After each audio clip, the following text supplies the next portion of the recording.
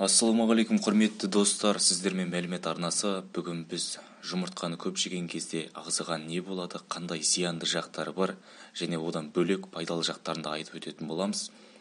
Бүгінгі видеоны ақырына дейін тамашалап, өз ойларыңызды комментарийде білдірсеңіздер болады. Олай болса, біз бастаймыз. Америкалық ғалымдар анықтағандай, жұмыртқаны көп жеу жүрек-қан тамыр жүйесіне дертіне шалдығу қаупін арттырып, мезгілсіз өлімге әкеп соғуы мүмкін. Зерттеу баспасөз хабарламасы Medical Express сайтында жарияланды. Америкалық дәрігерлер жұмыртқаны пайдаланудың нормасын осы уақытқа дейін белгілемеген болатын. Алайда 2015 жылға дейін диетологтар күнделікті ағзаға түсетін холестерин мөлшері 300 мг дейін деп шектеу кеңес берген болатын. Ал жұмыртқаның құрамында 200 мг холестерин бар. Ғалымдар анықтағандай, күнделікті қосымша 300 мг холестерин пайдалану жүрек-қан тамыр ауруларына шалдығу қаупін 17%-ке, ал ерте өлу қаупін 18%-ке көбейтеді екен.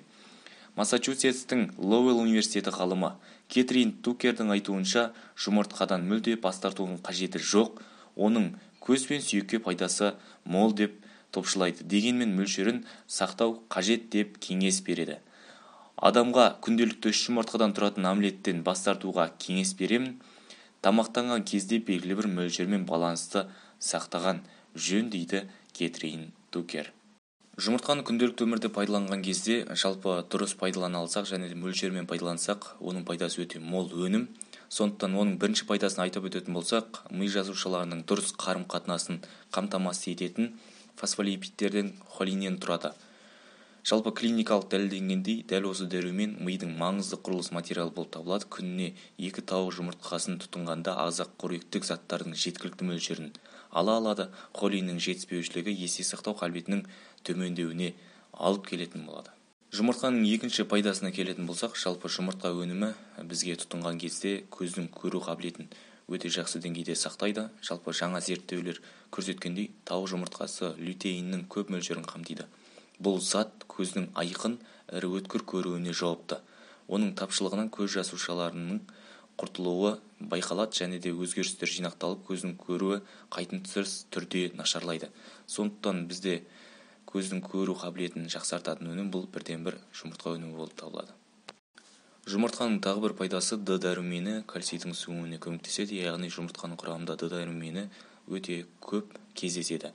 Жалпы Д дәруменінен бөлек Б дәруменінің кешені тері, шаш, бауырды қорғайды. Яғни Б дәруменінің құрамына келетін болсақ, биотин, витамин В12, сондай-ақ қоректік сіңімді протеин шашты және теріні нығайтуға көмектеседі. Тауық жұмыртқасында қамтылған фосфолипидтер бауырдағы отты заттарды жоюға ықпал етеді.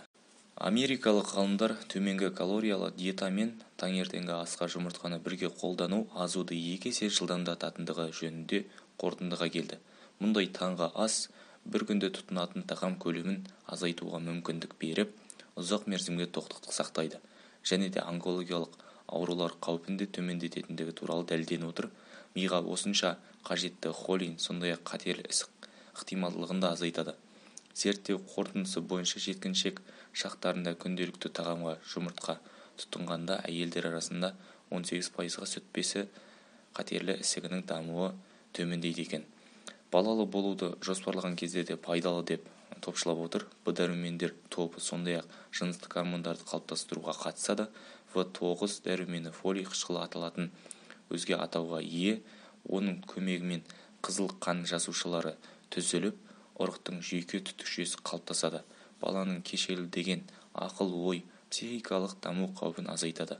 Бір тауық жұмыртқасында дәруменнің 7 микрокилограмм мөлшері бар. Видео ұнаған болатын болса, лайк басып қолдап қойыңыз. Біздің арнаға жазылып, қоңырушаны басып қоятын болсаңыз, келесіде жаңа видеоларды, қызықты деректерді бірден көретін боласыз.